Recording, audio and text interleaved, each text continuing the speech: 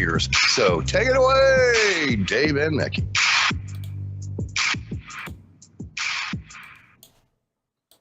That's when I unmute. This is Dave. And Mickey.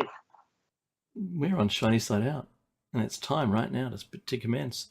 We're on WZZR, coming to you from Australia for Revolution Radio on freedomslips.com. It's home to fresh, unfiltered ideas and conversations that you'll find in the chat room as well as on air. So join us in the chat room. You can get to that via freedomslips.com. And chat to us while we're on air. It's also a fantastic place to get your merch.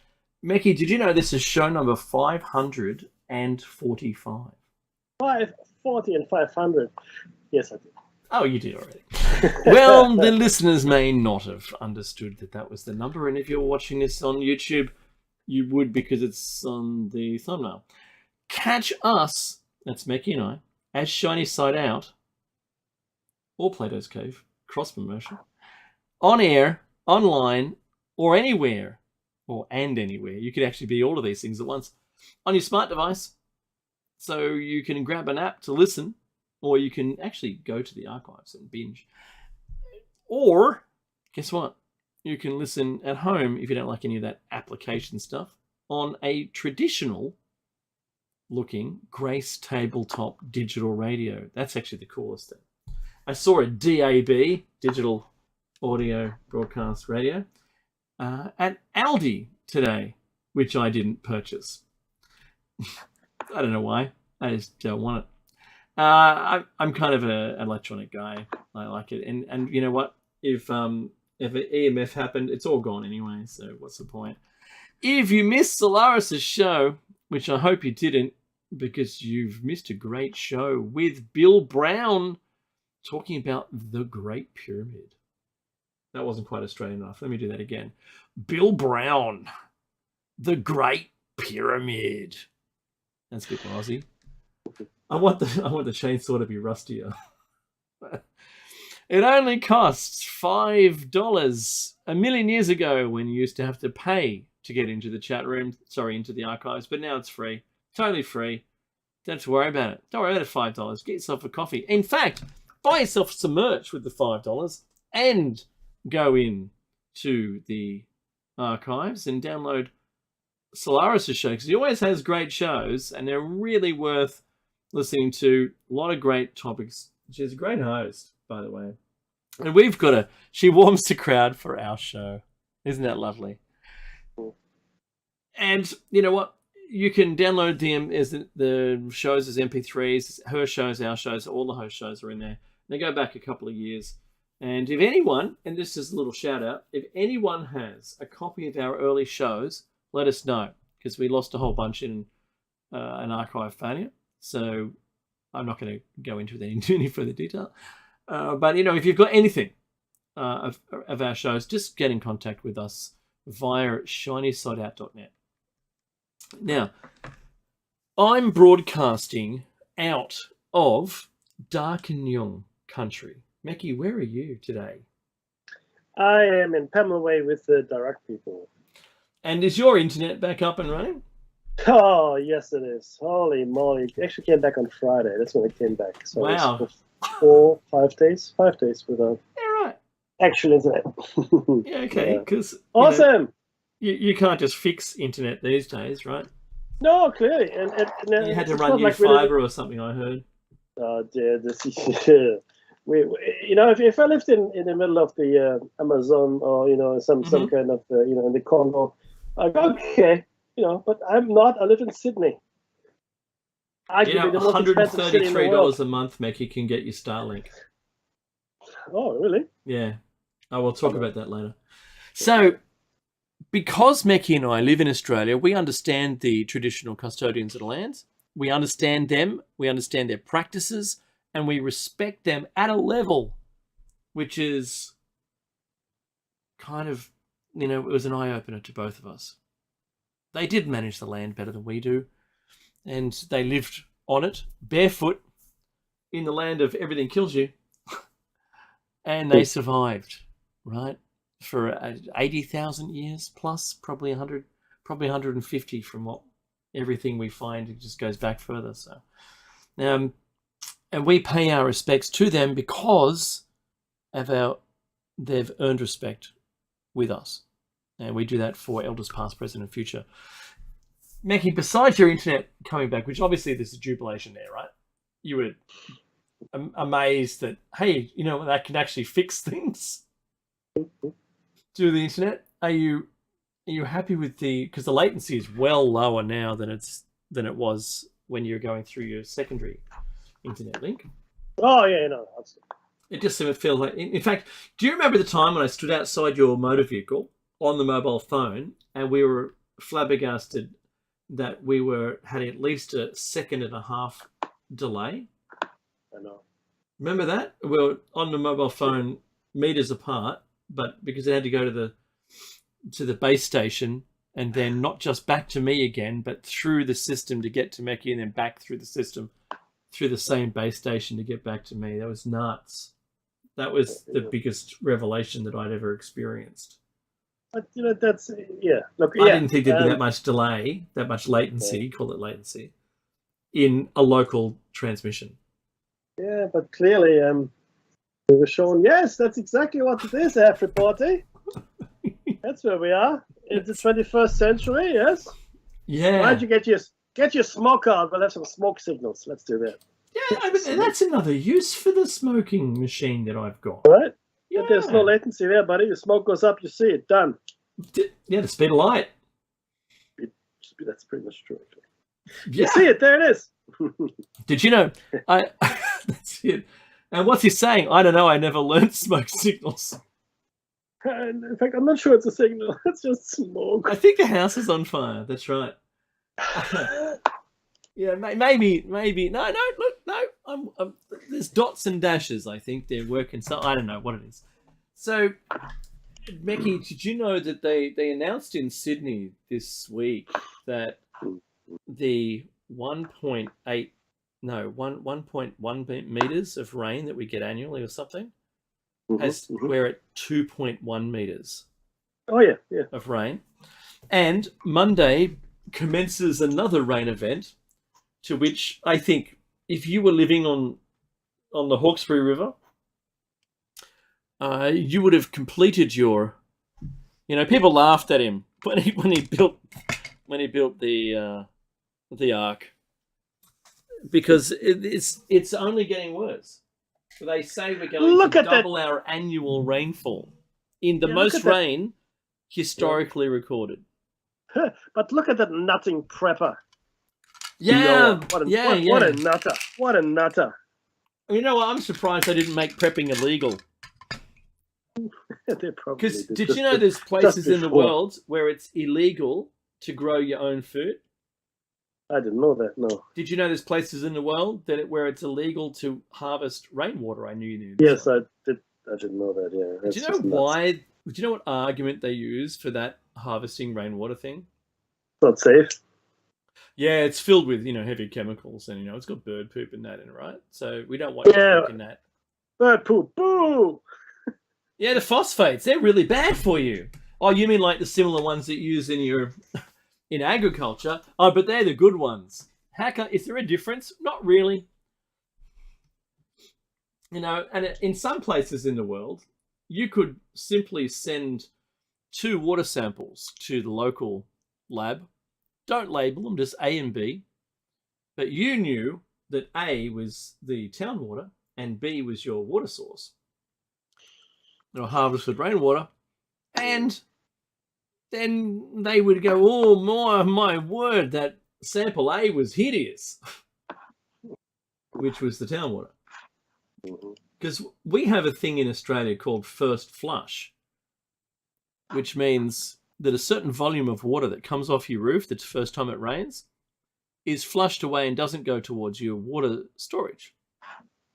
It's not all water on roof equals going into your storage. So first flush gets rid of it, and that kind of cleans it out. It does a majority of it anyway, which is pretty good. And where I live, I have my harvested rainwater, not for drinking, but for the garden and washing machine and toilets.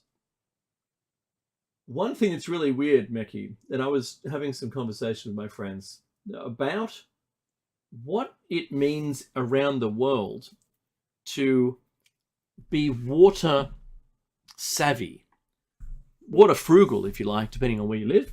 So what does it mean? Well, we've been through droughts. Australia's the droughtiest place. And so that's a word. And we've had 10 years of drought. Then there was a gap where we didn't have a drought. Then we had 7 years of drought. And now we've got more water than was missing in all the droughts, right? Comes and goes, right? But we have low flow shower heads. We have dual flush, low flush, non-bowl filled flushes, which is really important. If you're in the US, you understand that you've got a full bowl of water, and your flush actually evacuates the full bowl of water rather than putting new water in to flush away what little pool you have in ours. Right? Big difference. So you've got gallons of water in the bowl, whereas we have a quarter gallon, big flush, and even smaller for number ones. And we have an option of being able to push those. Now, combine that with, not top loader washing machines, but front loaders, which don't have a big flood fill, and you're really down low in that water consumption. Yeah, Go on. Go on. No, look, I have a front loader. I have a dishwasher, and because I used to hand wash my dishes because I thought, well, that's better. It's not better. No. Use the dishwasher. That's right. Yeah, so the volume of water overall is much less when you use the dishwasher. Yeah. 100%. So with all of those savings, our house went down from a 4-person house in water usage down to a 1-person flat in water usage. So, but just saying, it's not uncomfortable, but you just have to get used to it. And in some places, like in Las Vegas, where they're paying people a fee to change their garden into like cacti and gravel, that's pretty good. But there's places in Vegas, Mecca, as you know, because we've both been, and that they flaunt water usage. They flaunt it like there's no tomorrow. Use it all now. Yay, look, I'm just going to spray it in the air. Why not? Right? Every hour on the hour. So it reminds me of that Lex, where the guy came from the planet with no water in it. The sweat would go into that little vial he could drink around his neck. So around the world right now, we brought up last week, quick segue into what does the drought look like in different parts of the world? So we're practiced at it here. We understand it, but there's parts of the world that haven't really seen a drought like this at all, ever. And they're suffering greatly, but not just from a people at the moment during the drought. There's long-term effects here which are going to be carried out for at least the next 6 months to 8 months, even if it does start raining again. And that is food production. Food production is drying or dying or getting baked right now and unusable. And that's across Europe, including China and Russia, France, England, everyone across there in their record temperatures and their low rainfall. So dying on the vine, you can call it that. One of the things is that the lack of rainfall has now started to expose stuff in the rivers and the lakes, which they never knew about. They didn't know about these things, or they just simply been lost to time. So let me see if I can do... No, it's this one. There we go. All right, so the first one is drought in Europe exposes sunken ships, lost villages, and ominous hunger stones. And it's easier mentioning the hunger stones as the... I've already said that part. So the most ominous of these signs are hunger stones engraved at the waterline of rivers during previous droughts as a warning to future generations that when the stones become above water, hardship lies ahead. And most of the stones have reappeared in the banks of the River Elbe. Mackie, where's that? The Elbe. Well, it's Elbe. It's in the middle of Germany, pretty much. But I did like a Swedish accent. Elbe. Yeah. And one stone, which was first carved as far back as the 15th century, also surfaced in 1616. But now it's 2022. And the locals had actually written into it, "If you see me, cry." And it had remained underwater all the, since 1616. So a lot of people, Mackie, when I say this, water usage, and they go, there's way more people now. But we didn't get any smarter. And we weren't using the capacity of these rivers back then to their fullest. Like in Australia, Mackie, we've got rivers that go through the whole of Australia, right, from top to bottom. And we've used all of the water in that river. Now it's no longer a river. So that's not what these rivers have been doing. They've still been flowing and been, above these low water levels. So, for instance, Germany's hardship hasn't been seen for 500 years. They've never seen a drought like this in 500 years. It's the worst on record. So I think this is something, these are measures to which we should become acutely aware. And I mean, I say this for the best reasons, because the food production is one thing. You're not making food for the next 6 months to 8 months. So these crops and their life cycle of being a crop to being, so that's your primary industry is agriculture. Then it goes into a secondary industry of manufacturing that into something we eat. You don't just sell wheat on the stalk, for instance, or, so then that gets could be produced into flour, or could turn into Weet-Bix, right? And then there's other secondary and tertiary things that occur to those products, and then they end up on the shelves and we buy them. Well, that chain is about to get deleted because they're not growing. So we could see a Northern Hemisphere food shortage, the worst that we've known in our history, apart from the catastrophisms as humans. We could see this as the worst.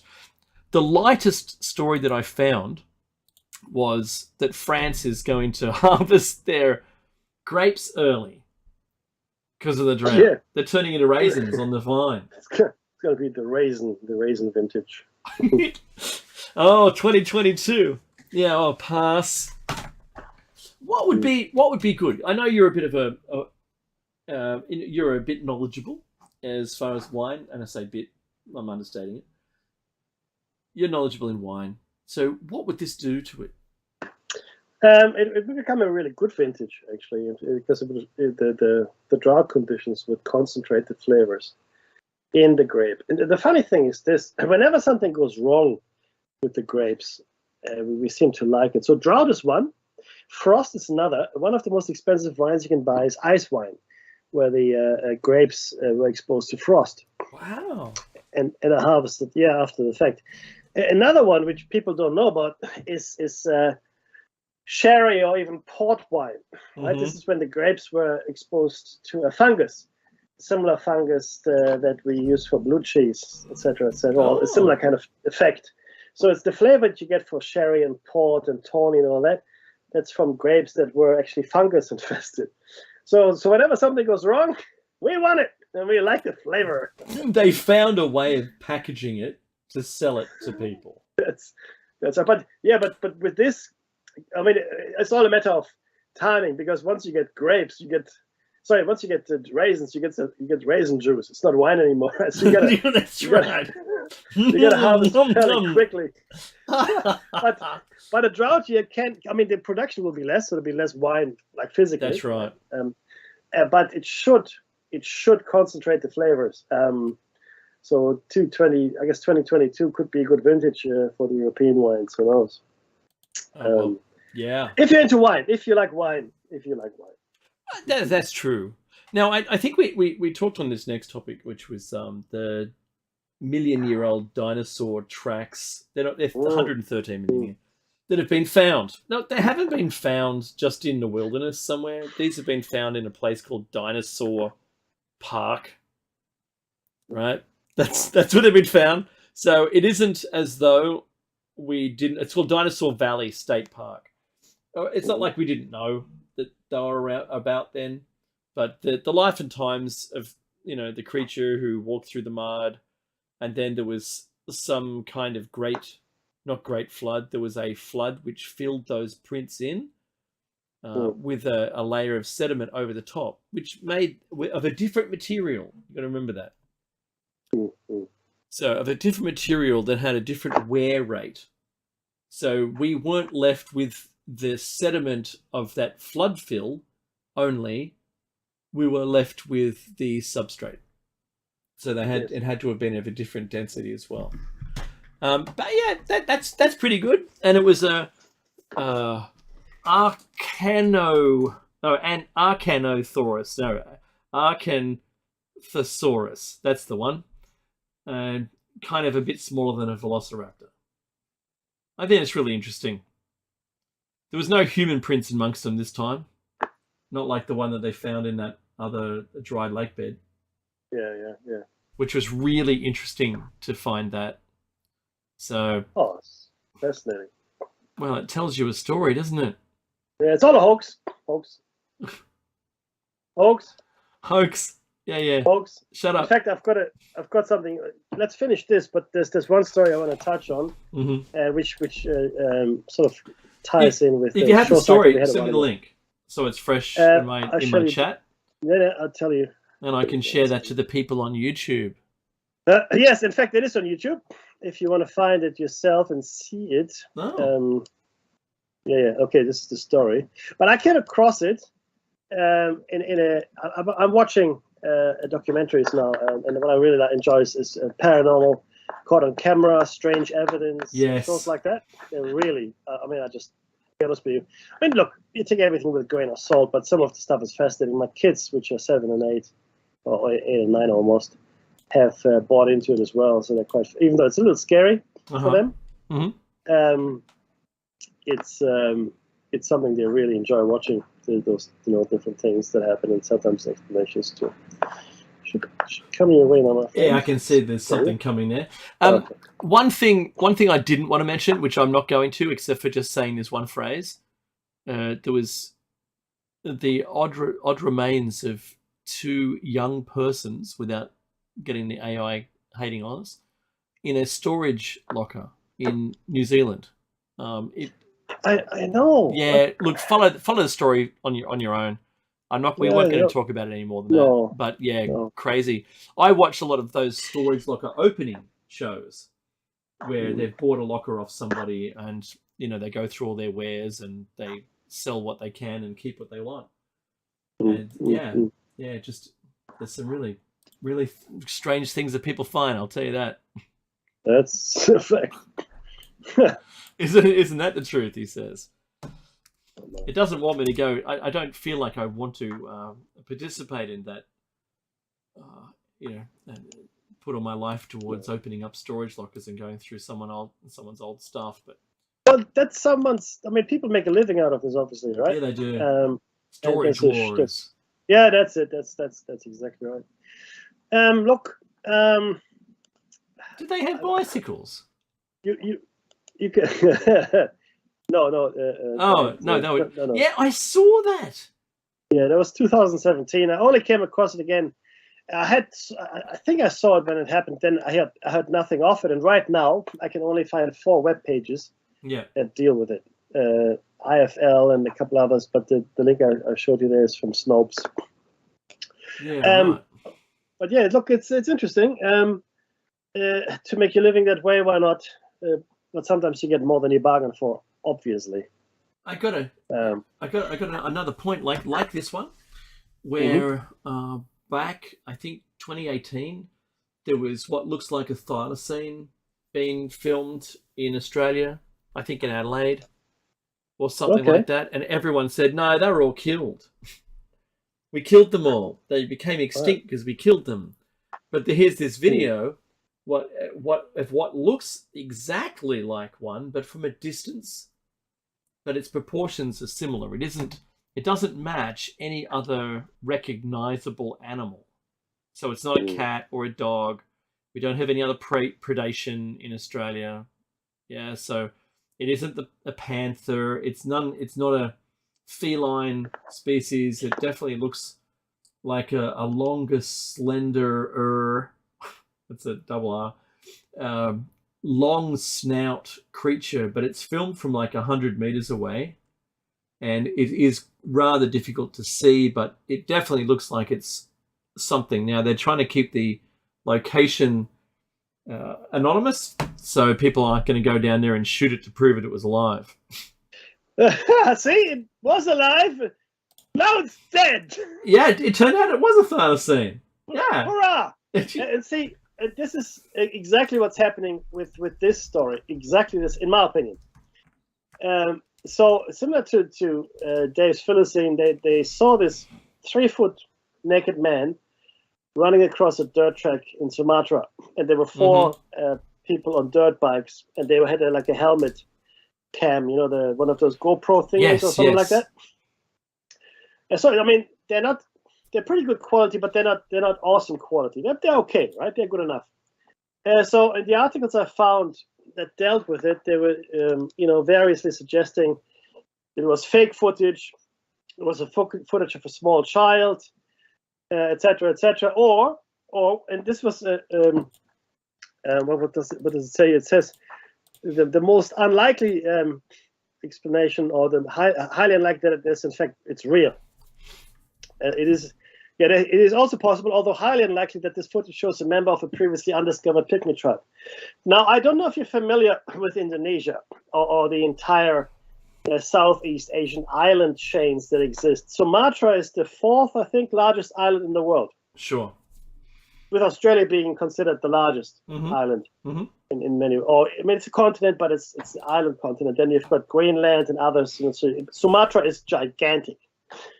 And the other, parts of Indonesia and so forth that are Philippines is island chain country.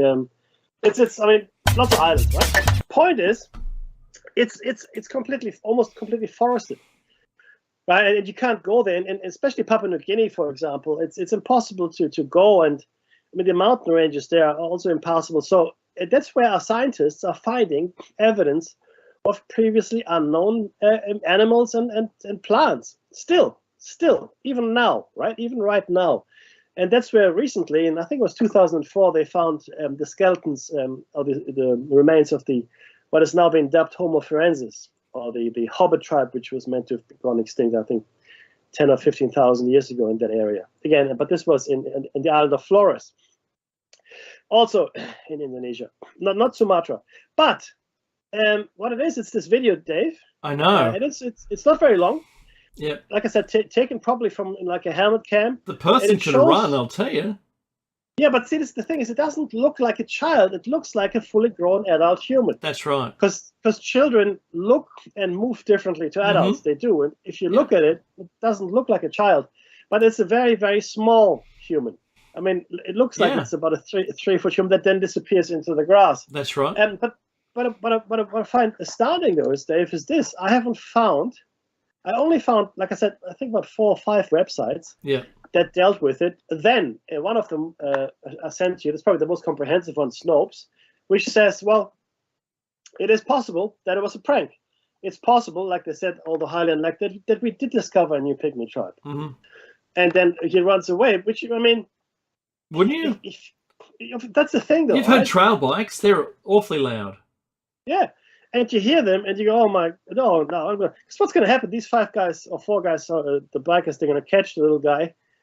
They're going to certainly deprive him of his liberty, and maybe tie him up and take him to civilization. Oh look, we found a freak, and look, everybody, hurrah! But these are helmeted people, yes, on machines, yes, that make a racket. And this is a naked man carrying a couple of, well, spears. Spears, that's really, right. Right. Now, if you were to see for the first time a helmeted, bipedal human, yes, that's something else. well, it may as well be a robot.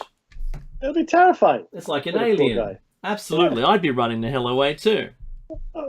Okay, and so would anybody with half a ounce of sense. Yes. But see, this is really the point here, right? Is we always point the finger, fake, or hoax, can't be true, because it doesn't fit in what we've been told in school. I saw this great quote recently, where the essence of it was that we go to school, we learn about things, life, science, etc., and it is taught in such a way that it makes us believe it represents the truth, the objective truth, right?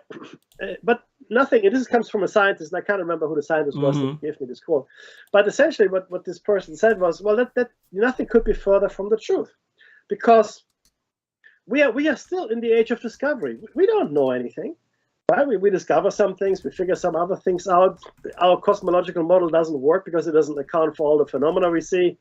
There's a lot of stuff going on just on this planet which we have no explanation for whatsoever. I mean, we look at it and then we proceed to ignore it because it doesn't fit into the narrative, right? And the narrative is, no. Just learn these facts, kid. Go and do the exam and then find a job in the machine. And that's what most people do, never really fully realizing that they were given half-truths and approximations and theories, which is good. That's not bad, because you have to have a working model of the world. But they were not given truth. Because once it comes up and they remember their school learning, and they go, this is nonsense, Dave. It's a hoax, because I mean, it's in school. Goethe said this. There's more between heaven and earth than our school wisdom would ever have imagined. Right? And it sounds better in German, but I do believe that es gibt mehr Dinge zwischen Himmel und Erde, als sich unsere Schulweisheit erträumen lässt. And that's the truth. I mean, again, this is about human nature, everybody, right? We built a career, we built a body of knowledge, and we jealously guard it, because that's what our life is built on, our money income, right? Dave, if I came to you and you said, everything you know is now no longer relevant, bye-bye. Yeah. You go, oh, no, what? I'm good with that. Yeah, well, you are. No, I'm all right. Sure. Not terribly many other people would go, okay. I love the leader. I love the leader more. And whatever they want to change history to be, I'm good with that. Whatever. if they don't like it, I can change. I can change. So just remember, the history books that you were taught were fact.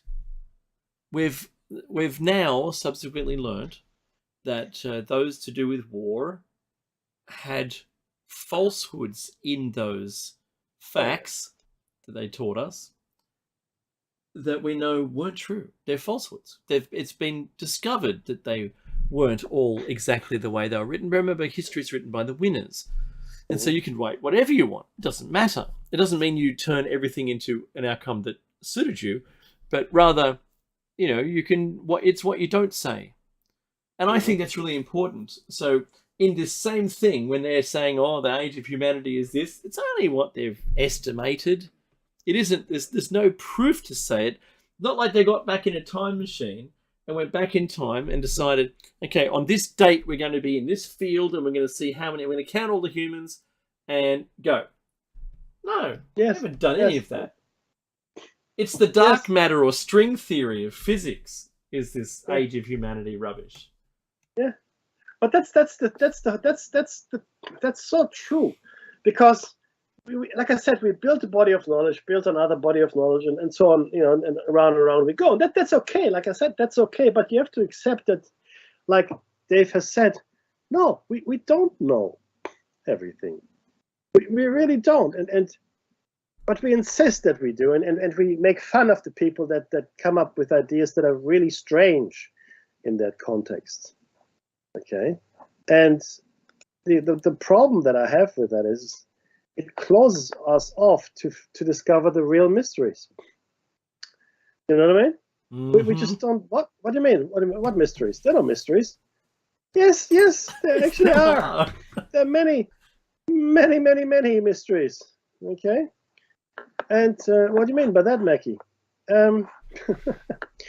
What I mean by that is that we have to really go out there and look at the world with fresh eyes. We cannot simply accept that what we've been given as knowledge is it. It is clearly not it.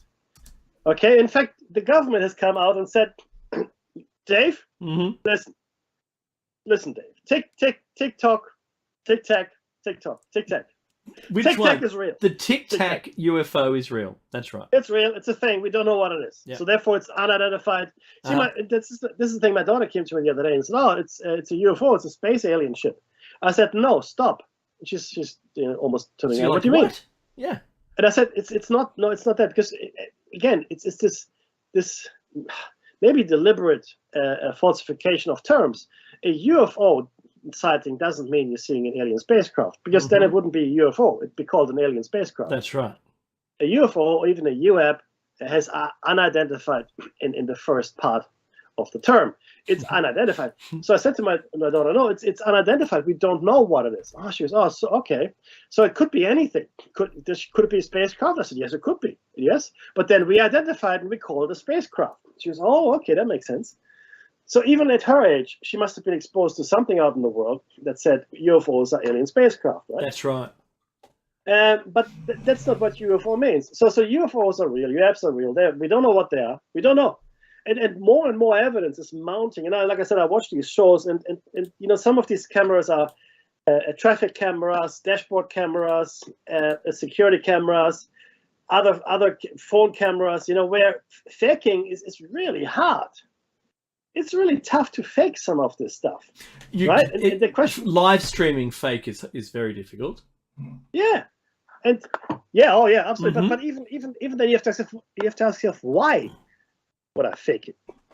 Why? What's the point? See what they've done. They've negated the faking part by just saying, "Oh, this is video that comes directly from the military." Yeah. Exactly. Yeah. Debunk that. Yeah, and that's the beauty of it. You're 100% correct. Mm-hmm. Where there's a lot of debate now. People have been picking apart that farcical disclosure meeting, that those two pork chops. That's my dad's use of the term, in front of children to describe a complete moron. Yeah, I like it. That was usually for people with no driving skills whatsoever, who would exhibit that on a frequent basis while my father drove his motor vehicle. Right? Oh, look at this pork chop. Right. So, and I call him that now when I drive. I can't help it. I've just adopted the phrase. And by the way, I won the US versus Australia iRacing championship today. Oh, nice. Right. I solidified my win there. It wasn't neck and neck. I won by I don't know 80 seconds or some crazy numbers. But anyway, it was good. So yes, that the farcical thing where they're calling the triangle ships that look like triangles that were only triangles because of using a CCD camera on night vision goggles. That whole thing is a complete lie. I've seen CCD footage through night vision where it doesn't make triangles. In fact, the same vision showed things that weren't triangles, that were points of light. However, the important thing to note is there were 6 different videos. That's the only one they used, and they still said they didn't know what it was, but they're suggesting they were drones. 200 kilometers out to sea, where there was no other vessels within the proximity of these military vessels, and it wasn't one vessel there was a group of vessels, a group of military vessels, and it was happening to all of them at the same time. Yeah, that's not something that just, that isn't some kid playing with something you bought from Toyco, right? And which is what they were claiming it was, which is preposterous. But it's an easy dismissal that way. I mean, because people go, oh yeah, okay. And this is people with school learning going, okay, well that makes sense. Migrating geese, Mickey. Like low flying swamp gas hallucinating geese caught in a tidal wave of ignorance. That's what it is. Wow, that's all of the things together. I'm going to get flashed by that pen thing in a minute. But it is really quite disturbing to me that we have now taken this approach to, well, anything really in life where we dismiss it and we and then we talk like the experts, like what are you, some kind of fool that you believe this? No, yes, you clearly are. This is what it is. We don't need anything further. But that's the narrative. I just reminded me of the Daniel Andrews quote from yesterday. Remember how Joe Biden has done the debt jubilee for those who had student loans and didn't earn $150,000 in work a year? Yeah. And he's wiping the $3 trillion worth of that debt. Yeah. Well, Daniel Andrews, who's the leader of Victoria, has said, oh, the HEX debt, we should just wipe it. Let's just wipe that. Yeah? Mm-hmm. Yeah, that's good. And I started to think for a minute. Hang on a minute. I said to myself, which I don't actually speak like that to myself. If you were going to introduce a living wage to people, why would you want that living wage to come back in taxes, and why would you ever want it to go off to pay for debt? You don't. Maybe you'll own nothing, so the money you receive is yours to spend. And I'm thinking, I believe these are the baby steps towards the living wage. Yeah. Does that make sense? Because I had a bit of like a revelation today. Epiphany. No, that makes. I mean, you have to put the systems in place that will support whatever system you want to put in place. Do you know what I mean? And this would be one of them. I mean, yeah. Well, if it's living wage, then we should really do away with all of the debt, right? Unless, and did you say 150,000? That's 150,000. That was the US one, yeah. Right, but I mean, look, I no longer know, and this is because in Sydney the labour market is just, in Australia in general, it's just all over the shop. I've no idea now what the average salaries in the world, let alone in Australia. Yeah. But I assume 150 US, which is about 180, 190 thereabouts. That's Aussie. That's a pretty good wage in America. That's pretty good. It's a good wage, right? Yeah. Okay. So I don't know what is considered high or low anymore, because I mean I look at what I have to pay people now when I hire them, going low. Like what? Excuse me. Huh? Baking powder? What? No. This is really quite something. Is that Bex? That was a product in Australia, which was an aspirin in powder form. Yeah. So, I don't know what to make. So, but I would assume it's good. Therefore, that they're targeting the low income people, obviously, for the first iteration of the living wage, which everybody will go, oh yeah, that makes sense. Absolutely, right? Yes. And therefore, that's a good thing, and that's how it starts. Oh, I think we should really do this. Oh yeah, that's a good thing. Gun control, Oh yeah, look, that's a good thing. War on drugs, that's a good thing. Or war on terrorism, well, that's a good thing. We need Patriot Act 1 and 2. Oh, that's a good thing. The war on all drugs. These things. Hilarious. Because Canberra is now making it decriminalised to carry class 1 drugs. Yeah. On your person for personal use. Yeah. By the way, if you don't know where Canberra is, it's basically a state within a state. It's like Rome within Italy. That's where our government runs Australia from. It's its own little tiny capital territory. it was created. I was literally created. Like it didn't naturally just happen because Melbourne and Sydney were both vying for the honor of being Australia's capital city once it was federated. So once we were federated and we became our own country, still under the Queen, but our own country, we decided we need a capital city. Neither Sydney nor Melbourne were going to get it, so they decided, oh, you know what, we're going to build a city somewhere halfway between the two. We're going to call that the Australian Capital Territory. So it's now a territory which is completely landlocked inside New South Wales, which is hilarious. It's just funny. I'm sorry. It makes no sense.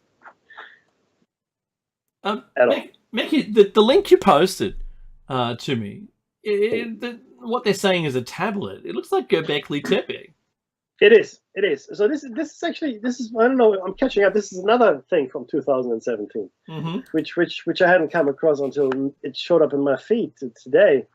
And this is again, I have to research this a bit more. It could integrate it into the next show cycle. But a research team led by the University of Edinburgh recently finished translating enigmatic tablet in what could be the world's first temple in modern-day Turkey, which is, of course, Göbekli Tepe.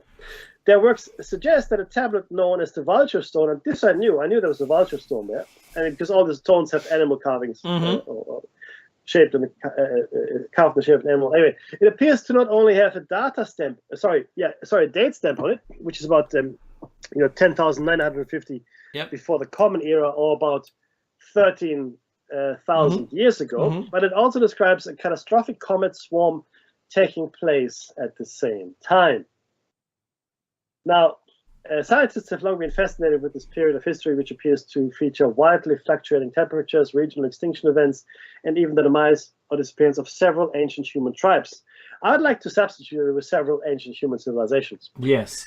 Could this tablet be what the authors refer to as the smoking gun that confirms a huge impact event that took place back then, triggering these events? Now, Dave and I have long maintained that about 13, 14, there about 1,000 years ago, there was an event and with a major impact in the Indian Ocean that led to the end of the last ice age, which led to massive flooding all over the world. And sea rise. We know that the sea levels rose by 100 meters following the end of the last ice. 100 meters.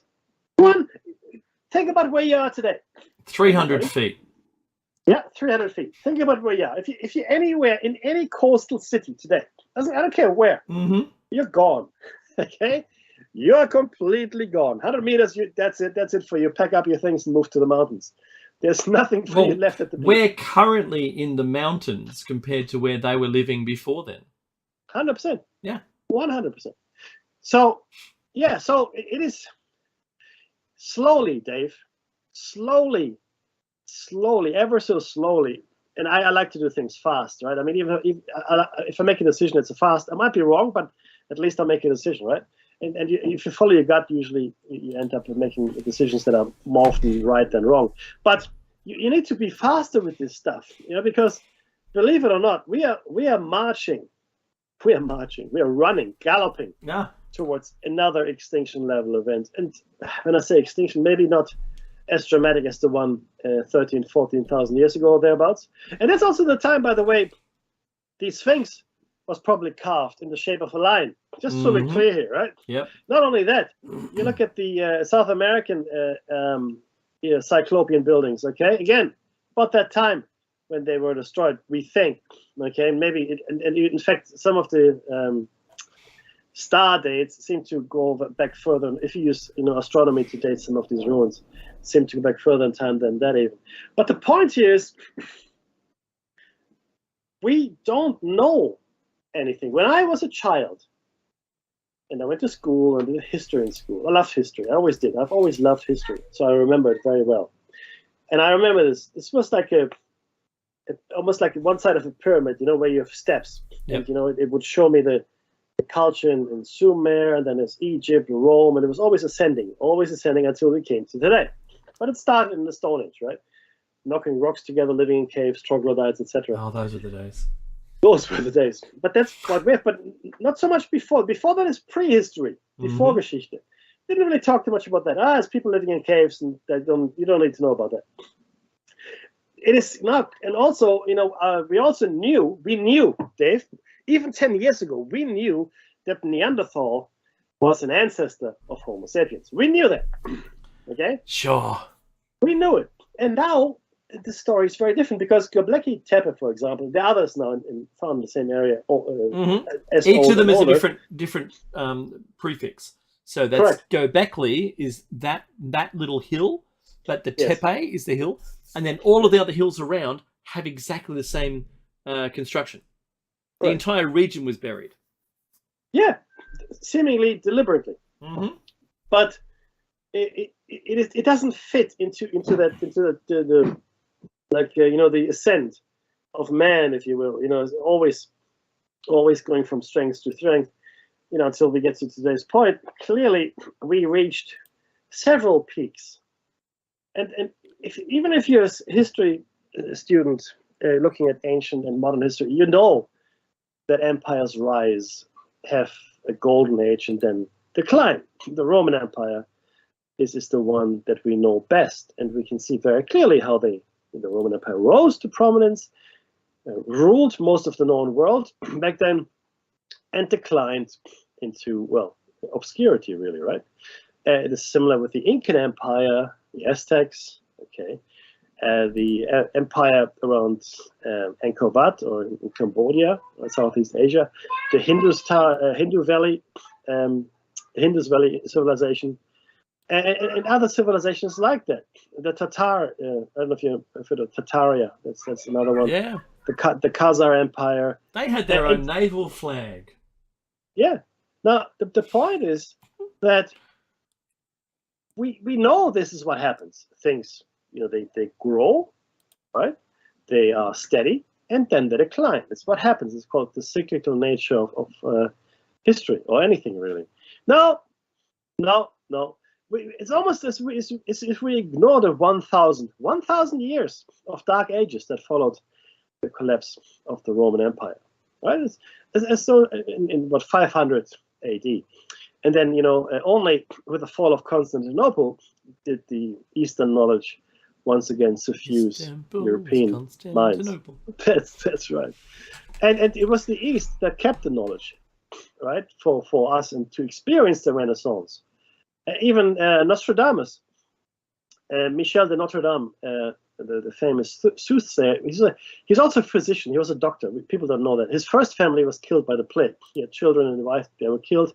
He married again, and they survived. But he went into the east into Arabia, as it were, to study medicine. He came back, and he used completely new methods to combat the Black Plague, which worked, by the way. But we don't know this because we focus on his prophecies. He was a very accomplished physician. Just so we're clear on that. And we're blindsided by our own self-importance, Dave. Look at us. Look at all the stuff we know. I know, right? Silly little man. Yeah, you silly little man. Silly little man. What do you know? What?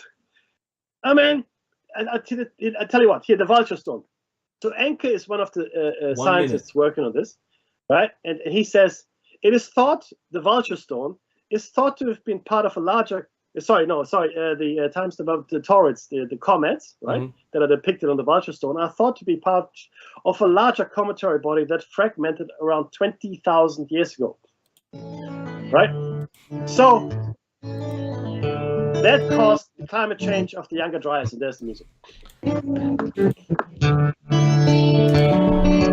It's only going to be a very short break. We'll come back after that with a new show topic. So stay tuned. If you listen to this on YouTube, there's another YouTube for next time.